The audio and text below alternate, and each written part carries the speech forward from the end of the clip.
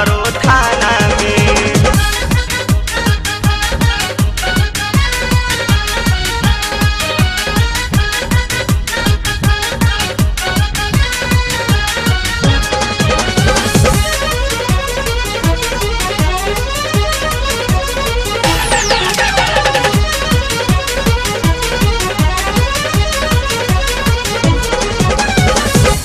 दादा पियाला में कैलस ऐसन खेला हो झमेला बरियार हो गई कि एकरा चलते बाटे घरा वाला चार हो कि हाला हाहाकार हो गई कि दादा पियाला में कैलस ऐसन खेला हो झमेला बरियार हो गई कि एकरा चलते बाटे घरा वाला चार हो कि हाला हाहाकार हो गई।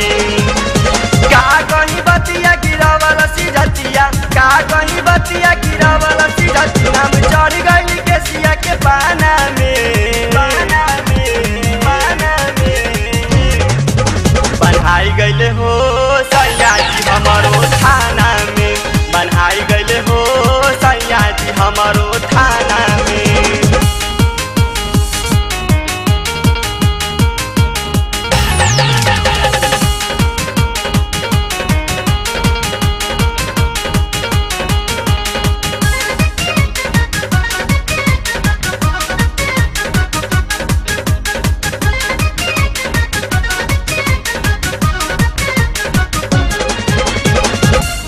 या भाई अमित देखी पीटेले का पार हो बेकार ऐसन काम कैले बा कि पूरा सब सी लूटे घूमी घूमी जवार हो पिया करके इनाम कैले बा।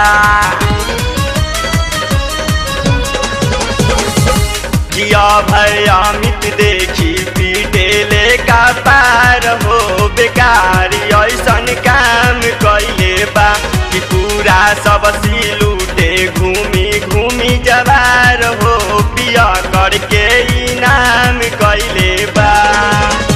कैले बदनाम बाटे कुल खानदान हो कैले बदनाम बाटे कुल खानदान पूरा दिन रहे अनुआ के गाना में बनाई गईले हो सैया जी हमारो थाना में बनाई गईले हो सैया जी हमारो थाना